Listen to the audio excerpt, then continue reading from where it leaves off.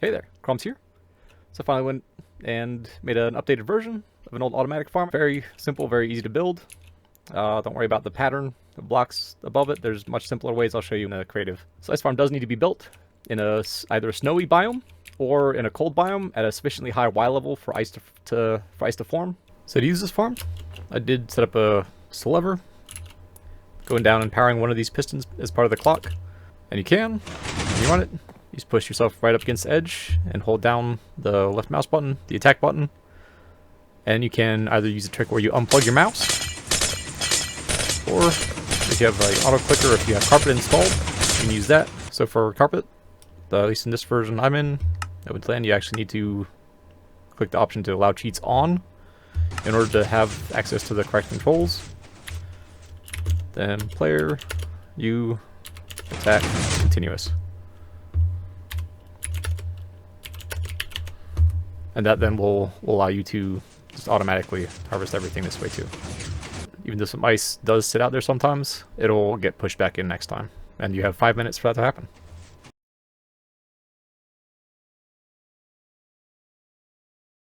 One of the problems with ice farms like this is that they have relatively few spaces where ice can form. So only the freezing tray over here, which is currently covered over, but this side and this over here will be able to form ice. So that's only 2 sets of 12 blocks for 24. Whereas over here, instead, you have 12 sets of 5 across. So 12 block sets will make sure that the pistons will always be able to push all the ice blocks, even if all the available blocks are frozen over. And having it 5 blocks deep means that the player will always be in reach. If the player pushes up against the block, they can always reach the 5th block out. So having 12 by 5 is 60 blocks where ice can form on each side, for a total of 120 blocks. And I have the speed of the redstone clock to set them off every other time set relatively high, because ice blocks can always form in every available location in the freezing trays, and once they do form, then there's no more chance that ice can form there. So you might as well do it relatively quickly to get the ice out. First quick half-hour test after I built it, got this, and only used a little bit of the durability here. I went back after I completed it and did a full about 3 hours, maybe a little bit more, and with 1.5, and used this much durability on an efficiency 3, unbreaking 3 pickaxe.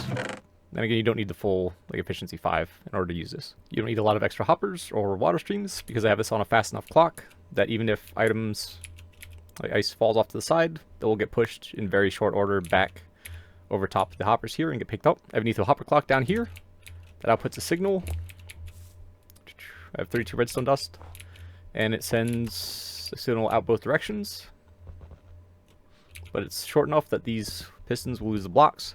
So every other time, it will send out the signal one direction or the other.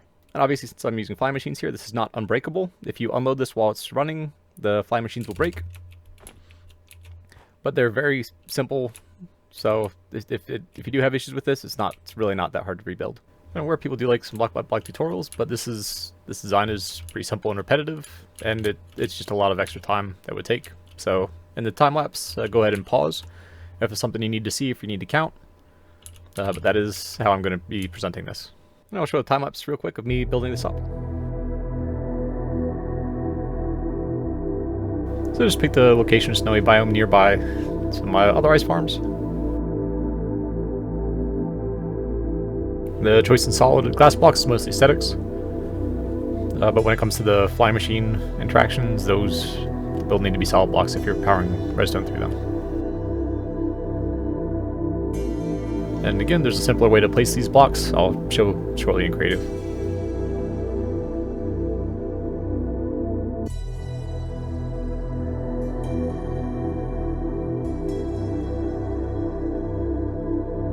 So I place that piston 1 block too far back, so that's it fixed. And that repeater is on 4 ticks.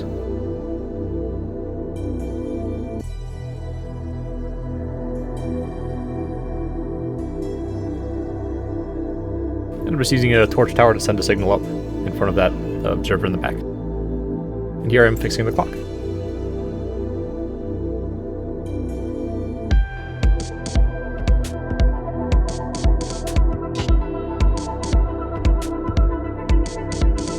And after a quick test, I'm filling in the water and then running the quick a half-hour test just to see and check the rates.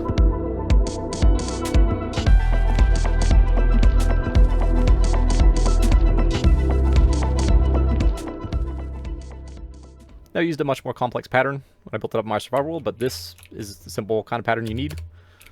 The water source blocks are going to go here, and they need blocks above them to prevent sky access.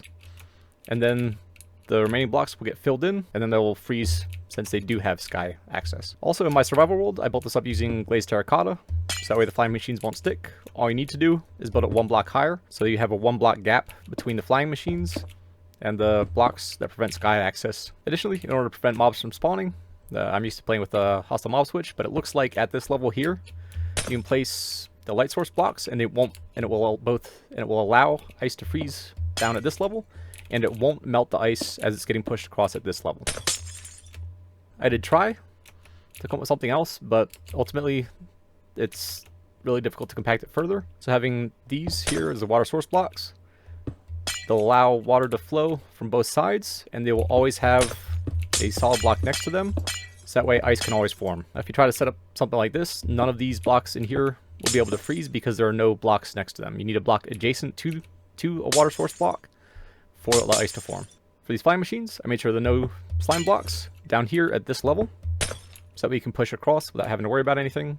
And then again, if you want to place blocks to block sky access at this level, it needs to be something that's not going to be, it needs to either be immovable or something that's not going to get picked up by the slime blocks, or it just needs to be 1 block higher, and it can be like whatever you want, as long as it'll prevent sky access and doesn't light up everything, so prevent the ice from forming in here. These flying machines are in 3 parts. So these 2 are the actual flying machine itself, and this is just an extension that will push the ice across down towards the player. And this block is here to separate it out, so we can just activate this and it'll send it down correctly. When the flying machines come down in the middle, they bump into this to stop them, and this piston will get activated.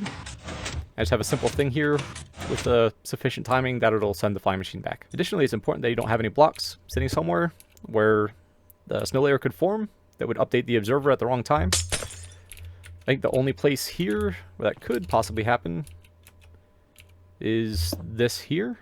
So you can place something on top of it to prevent the unlikely event that it'll happen, or you can just wait till snow layers form and then it won't, then there'll be no more chances for that to happen. This is where I was working on my larger ice farm design that I use. It's fully automatic, and the problem I introduced here is that when these fly machines are pushing ice blocks in front of them, the ice blocks are directly in front of the observers, so if snow layer forms on this, it can update it in the wrong moment, and that can stop and break the flying machines. So I just made sure in this version that I don't have anywhere that can happen. This is the large version I've had built up in my survival world, and again, since ice can get pushed in front of the observers, you can have snow layers form, so I had to cover over all these, but since it's fast enough, it's not practical to run because without doing something with your pickaxes.